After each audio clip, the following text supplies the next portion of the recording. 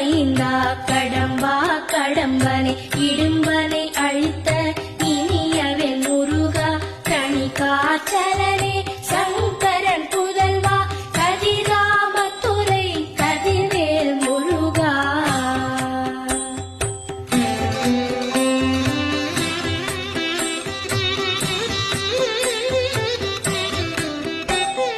பழனிபதி வாழ் பாலகுமாரா